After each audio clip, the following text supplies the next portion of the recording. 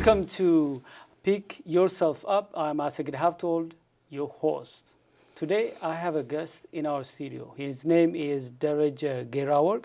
He's the founder of Diaspora-TV. He's a speaker and also he's a talk show host. Dereje, thank you very much for coming here from your busy schedule. You carved time to come here and talk to me. Thank you very much. Thanks for having me, Assegid. Let's start with who you are. Let me give you 60 seconds. Who is Dereje? I know you very well, but for the people who are watching. For your audience, of course. My name is Dereje Gerawork. I was given that name when I was unconscious, actually. People knows me by Gera. And I came to the United States in the early 90s, and I lived in Northern Virginia.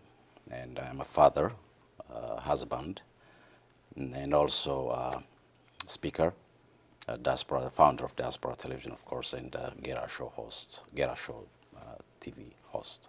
Interestingly, today you used to be in my place interviewing people, but today you are on the hot seat. On the hot seat, of course. And being, interviewed and questioned by myself. It's good to taste sometimes, that side of. All right. If you have to sum up everything into just one word. Oh, one word is not going to be enough for me. At least let me use 2 words. Okay, 2 words. I'm never give up guy. Okay, never give up. Never give up guy. Okay. Why don't you give up?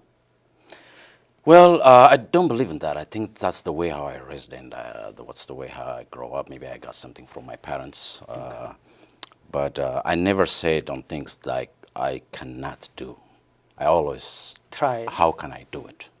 That's how I say it. So that's why I call myself a never give up guy. Okay, I like that. Yeah. So, but one important thing that you mentioned is that you were influenced by your parents to have this as a value. This tells you that parents have a great role in shaping the future and the destiny of someone. Because Absolutely. if they tell their kids at the early stage important things like this one, don't give up, be who you are, be Absolutely. unique, pursue your heart, Absolutely. something like that. Yeah. You can imagine the impact on that child. When I say my parents have huge influence on that, I remember when I was a little kid. My dad, he's a very self-oriented guy, and he wants to try everything. And throughout his life, he tried so many professions. You'll be amazed. Wow. When I was in college, I just want to tell you a quick story about it.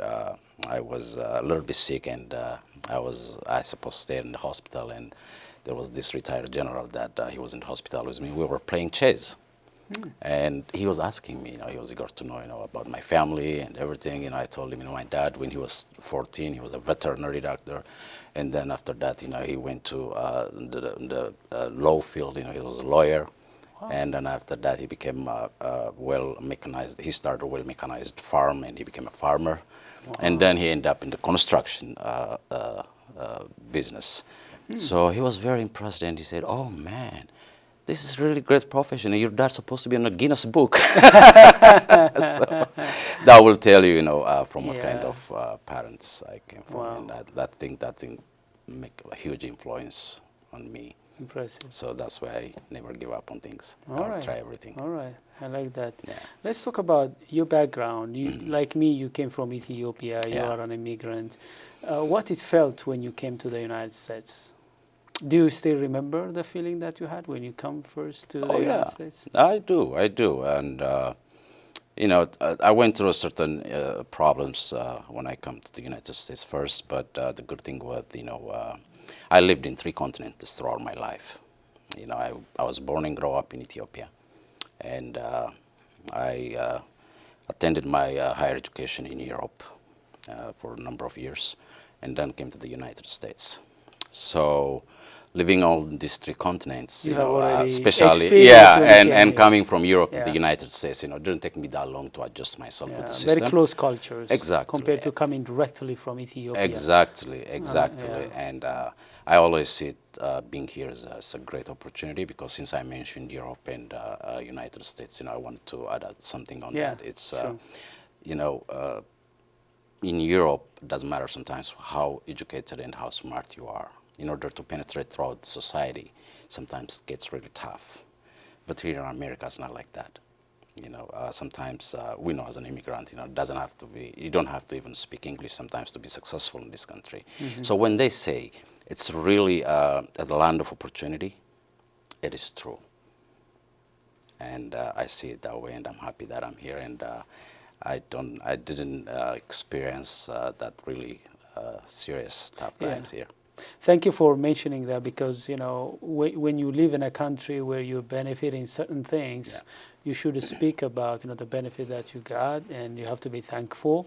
And really, America is the land of opportunities for myself too, because I got a lot of opportunities to pursue my passion, which may not be possible somewhere else.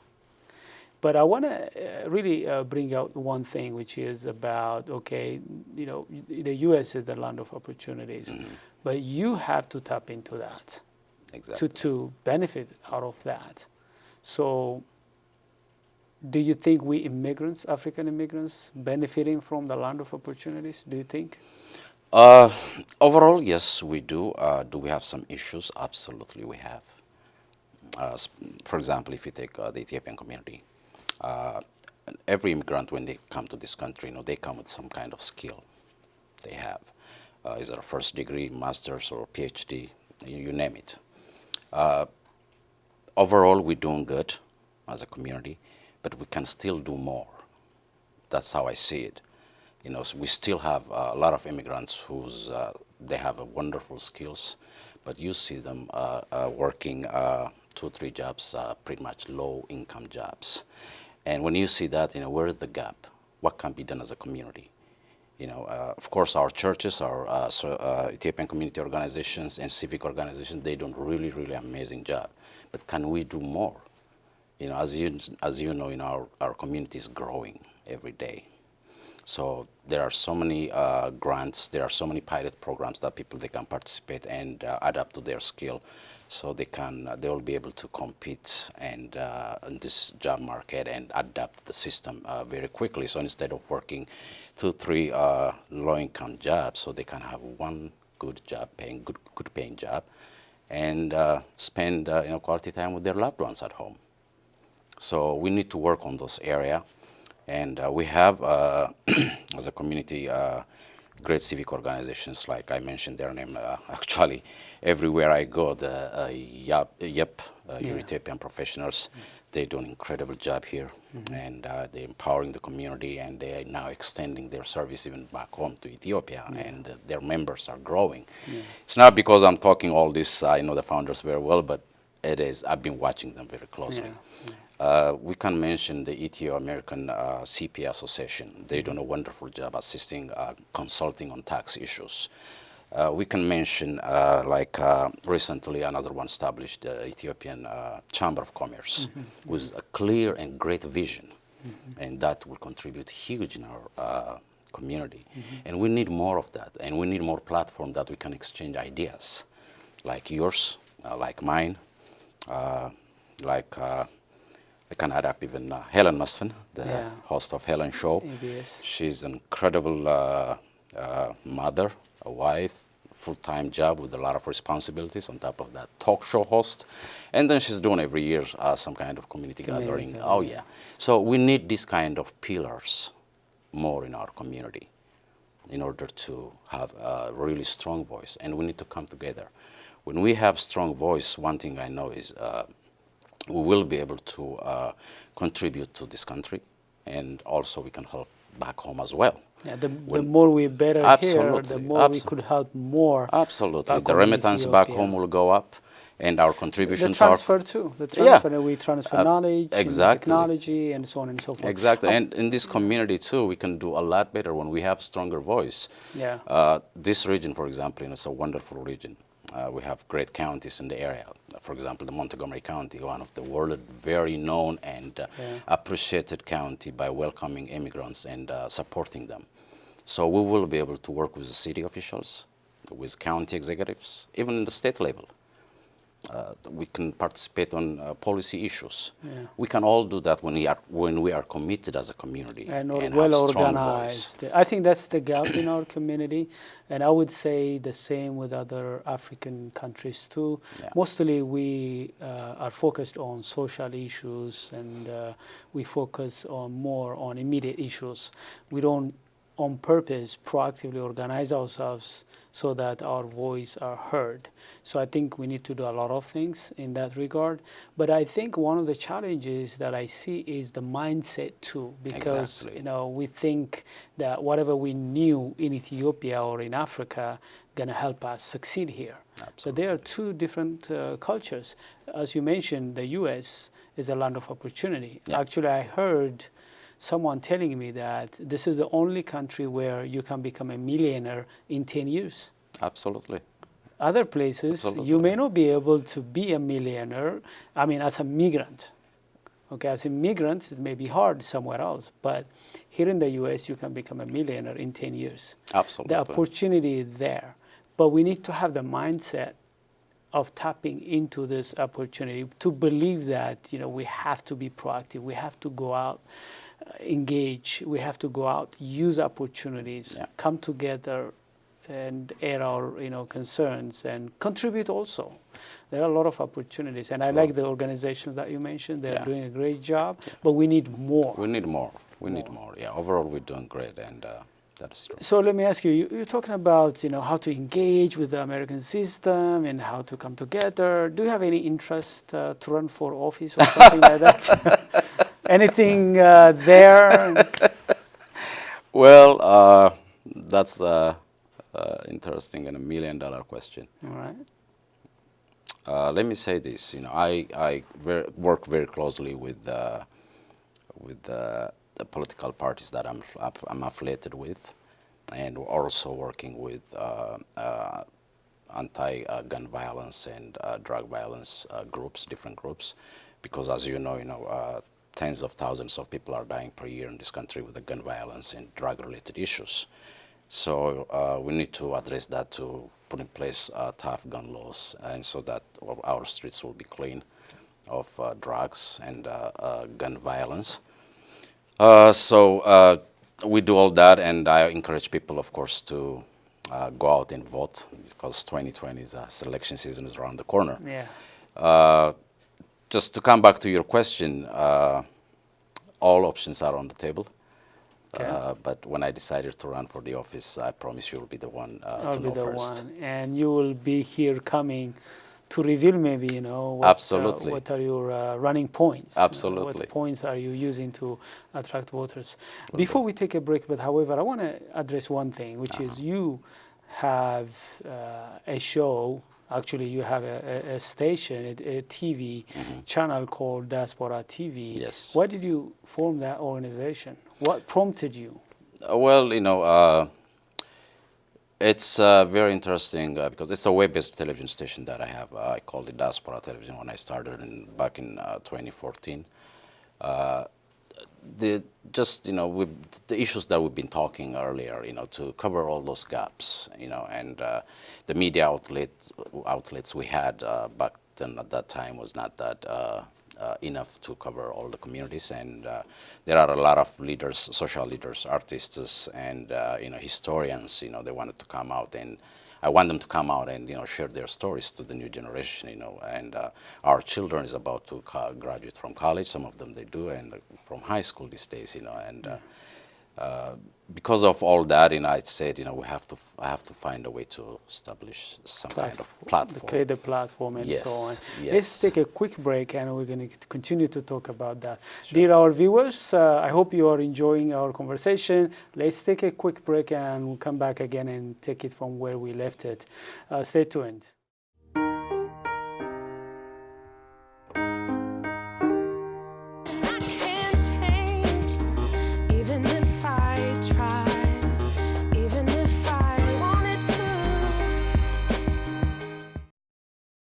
Welcome back. This is Pick Yourself Up. I'm Assegid Habtewold, your host. Today in our studio we have a guest. His name is Dereje Gerawork, the owner of Diaspora-TV. He's a host and a speaker. Dereje, let's continue from where we left it. Sure. You were telling me about your the Diaspora show, television, your Diaspora-TV. Right. Who are the audience and what kind of issues are you covering in that show? Well, we do cover a lot of different issues, and our audiences are like pretty much the growing Ethiopian community globally. And we launched our programs through social media, which is mainly we are focusing on Facebook because everybody will be able to see it right away, instantly. Yeah. And you know how many times a day people these days they do multiple times. Yeah. So, addicted. Right. And we do that, and then we after established the Diaspora television, content-wise, what can we put in there? So I was thinking, what am I going to do after that? Because my real passion was being out and being a public speaker. But I couldn't find anyone at that time, who can add up some kind of program on the platform.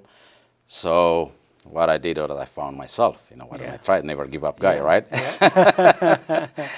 The easiest person to get in touch. And exactly, and I did that. I went to talk to my daughters first about it, what do you think? I'm about to start this, and then they were excited, and then they gave me a green light. So I started it, and we faced some difficulties at the beginning, of course we do, and that was like introducing the show to the public. In a way, when I say introducing, it's not advertising the show or something like another advertisement. I'm talking about content-wise. What kind of content I'm going to bring to the community. So let me ask you this question. Yeah. What differentiates you from other media? There are other Ethiopian media. What differentiates you?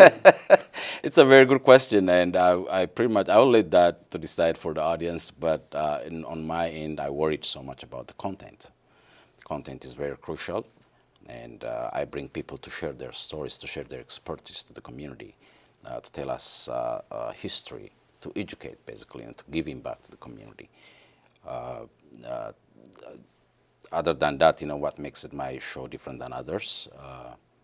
I don't know. I'm on speaking engagement thing right now, but I do speak a lot. But when I sit on my show, I just one thing I tell to my guests is, you've been on my show, and you know what I told you. I tell them like, hey, this is your show. It's not my show. At the end of the day, you see my name at the bottom of the screen. It's Gera-show, but practically it's your show. I want you to shine. I want you to say whatever you wanted to say. And my style is I don't talk too much. I just give them a little hint and stay back and listen to the guest. I have seen that when I was on a show. I was the talking head, and I was the one talking. So I think I got that as a feedback, and most people they like that, and I'm happy about it. And so just for your information, within the last 3 years since we established the Gera-show, we will be able to reach out to more than 37 million people globally. And we're doing good. Amazing. Is there any new plan or any direction the Diaspora-TV would like to take, or? Yes, there are. We're working on that, and we need to add some more programs to the station so that people they will have more choices to watch, and so we are going to that direction, and we're working on that now. You mentioned about you want to be a speaker. I know when I first decided I want to be a trainer, speaker, consultant, 10 years ago, it was like unthinkable. A lot of people came up to me and said, Assegid, don't take this path. Because we don't have a lot of Ethiopians who take speaking as a profession. We have great speakers. Yeah. But I mean professional speakers who would go out and give service as speakers, coaches, trainers, and get paid. So is that the direction you want to take? Yeah, absolutely. I'm too new to that industry, but I've been working on that direction for many years now. Is it your passion? Yeah, that's my passion, Okay. and I've been working on that for the last 20 years, and preparing myself. And like I said, I was going to start that actually about 3-4 years ago before I started the show. Okay. And then, the show thing came up to my mind, and And you I see parked that the speaking, actually you as just park it for a as while. yeah, as a springboard, to. Yeah. I mean, I'm not saying that I'm going to stop the show. The show will continue there, and but I found myself very happy with speaking engagement that I do, and. The thing is this, Assegid, most people, they don't realize that our thinking ability, we came to this world basically naked and speechless. Yeah. But there's one thing we have, the God-given thinking machine that's built in our body, which is our brain. So we need to be able to use that the highest. You see, that's my goal. That's what I speak when I inspire people or motivate people. The great public speaker of our time, Les Brown, once he said, the wealthiest place in the planet is a cemetery, because when you die, there are so many ideas will die with you together. And I'm also a very good storyteller, because I do write things all the time. When I think something, I will write it down so I won't forget, and I'll convert that to stories. We have to have a vision for life, and find our passion and work towards to that passion really aggressively. You're mentioning passion. That's why I'm trying to push you in that direction, because when I make conversations with people, by default, many people think that passion is kind of luxury. Like, first we have to make sure that we have a job to do. But what would have happened if I have a job for which I have the passion? I can serve my clients, the people I serve, better, because this is my passion. Absolutely. I would do it without even get paid. Yeah. But I don't see a lot of people saying that, this is my passion, I want to pursue it. So if this is your passion and you want to pursue it, what do you think are some of the challenges for anybody who want to pick a passion and pursue? Well, it's just when you mention about passion, without passion, I mean, we can't do anything in life. Everybody have a passion, but we don't know whether we have it inside of it or not. That's the problem, Passion, fantasy, thinking, dreaming, those are the things that will divert it to theory. Yeah. If somebody don't have any vision how to create a plane, we won't be able to fly today. Yeah. And cars, chairs that we somebody see. Thought yeah, about somebody that. thought about it. Somebody Yeah. dreamed about it and put it on reality. So educating communities and people, that they can develop better. You can be successful in life. You can have a very good income job, a nice car, a nice house. But when you are engaged with those people, do you really happy with all these things? They have everything they want. That's a convenience. That's not a happiness. Yeah. But they will tell you, oh, no, I'm not happy. This is not what I wanted to do in life. I wanted to do something else. So why don't you do it? If you have a dream and if you have a passion for something, that means you're not, thank God it's Friday guy. Yeah.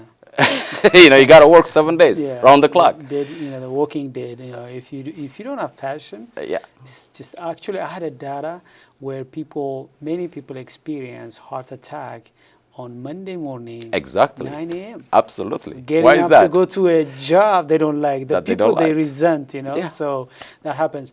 But I think the key, like you said, if we're not having people who saw those things that we enjoy today, whether it's playing, internet, and so on, we wouldn't have this civilization. Absolutely. But we don't just have people who envision, people who also take action.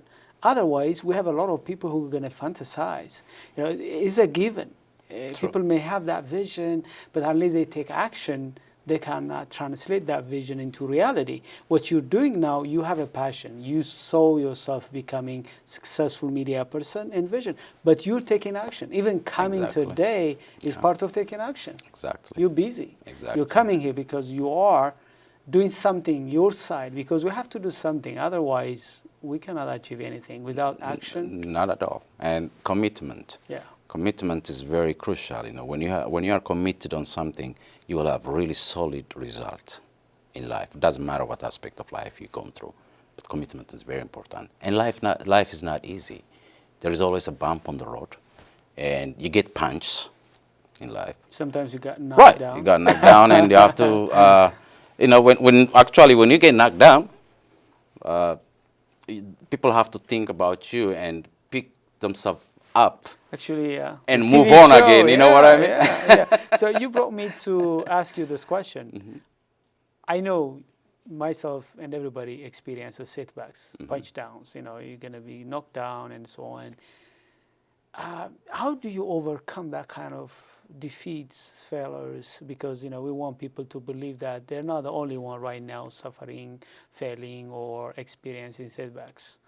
If they want to overcome that and start anew by picking themselves up, what do you advise them from your experience? This is what I advise to the people when they have that kind of difficulties in life. Of course, they have to get up and move on. But when they have difficulties in life, you know, every day there's a problem. Every day. You know, when we leave this studio now, you know, I'm facing a traffic problem. Yeah. Going back to Northern The Virginia. least. Yeah. But I see it, you know, that doesn't matter the size of the difficulties that we face. Take it as a character building day. You know, every day when you see a problem, it's a character building day because you learn something. When you fail, it's okay. It's okay to fail because you tried something. You know, so let's take it as a character building day. When we have a bad day, something happened to our life, that's a possibility right there to navigate to the right direction in our life. I like the character piece because, you know, you can't become successful without you having the character to shoulder that success. Exactly. Even if you become successful without character, you cannot keep the success. Exactly. So that's very important. Let me ask you this question. Where do you yourself in the next 5 years, 3 years? I will say everywhere. Everywhere, okay? All over the map. All over the where map. Where would you be most of the time? Well, I will be on speaking is something that I really wanted to push on it and stay within that area for the rest of my life. That's the passion that I've been working for so many years. And currently I have my audiences are, when I do public speaking, mostly Americans. But within the next few short term, I will be able to engage also our community. You know, there are some more things to do, you know, on public speaking area, you know, motivating people and so on, you know, and there are some other plans that I have. I always wanted to teach. I believe in giving back to the community. You know, I want to live full today and die empty tomorrow. I like Give that. everything I have in every opportunity. So when you give what you have and die empty, it's called fulfillment. There is no happiness and contentment like that. I want to leave this place, you know, we are here today and we might not be here tomorrow. So give it while you have the chance. Like I said, I came to this world naked and speechless, and I want to go the same way. So we have to, you know, conclude this session. Maybe I'll invite you in the future. But for now, if people want to get in touch with you, how can they reach out to you? Well, they can reach me out through Diaspora Television, www.dtv-tv.com. They can address there if they have any comment or something to reach out to me. And also, I'm mostly on social media, and they can use that. Also, my phone number is there. It's always open. You know, I give my numbers to the public, and they can reach me on any means of things that I have on my website. Yeah, thank you really for being here and sharing your stories and your insights and so on to our audience. Our audience, this is my belief that you enjoyed our conversation. Until I see you with another program, with another guest, I look forward to see you again. Have a good time, and thank you very much for watching.